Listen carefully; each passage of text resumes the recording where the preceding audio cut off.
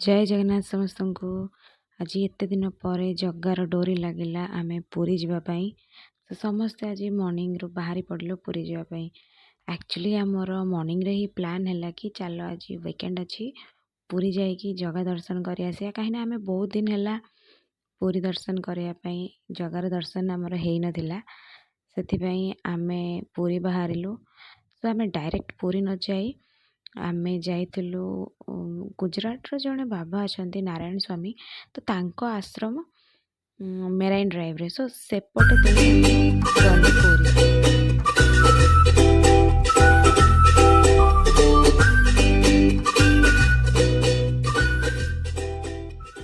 सो आमे जाइकी पहुँची गलु तांको आश्रम रे देखि पारथिबे से आश्रम रे आनी से आउ देई तापरे हाँ आश्रम बहुत भल थिला। सेठू बहुत सारा लोक आसीथिले जे कि गुजरात रू तो गोटे दिन सेठी खाଇବା दबार थिला तो मु खाइनी आउ एमाने सब कौन अल्प अल्प खाइले देन आमे के न खाइकी पळे आसिलु कि महाप्रसाद खाइबु बोली लोभरे तो सेठू टिके बुलाबुली करिलु आउ सेठी टिके आश्रम भी टिके देखिलु। देखि सारला परे आमे पुणी रिटर्न कलु कोटिकी पुरी आसिबो बोली बा सेठी चिन्हा लोक भी बहुत लोक थिले तो तांको सहित टिके देखा ही गला। आउ एते प्रचंड खरा होतला कौन कहबी एते दिन वर्षा हला देन आज ही एते खरा हबार थिला।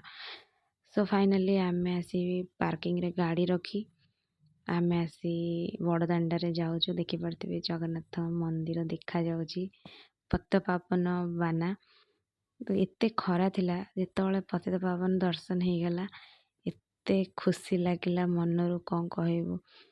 देन रथ भी रथ को तो आम पुरी आसी नथिलु आउ रथ भी देखीदेलु किंतु मन भारी खुशी होगला।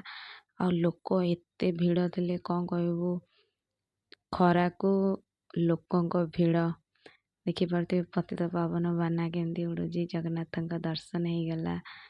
आओ लोक बहुत थिले बहुत भिड़ आमे जगह दर्शन करिकी टिके आसी सामना रे फोटो फोटो उठेकी आ बेसी टाइम न रहीकि आमे घर को रिटर्न कलो। सो वीडियो टी केमती लागला निश्चय कहबे सब्सक्राइब कर देबे। Thank you. जय जगन्नाथ।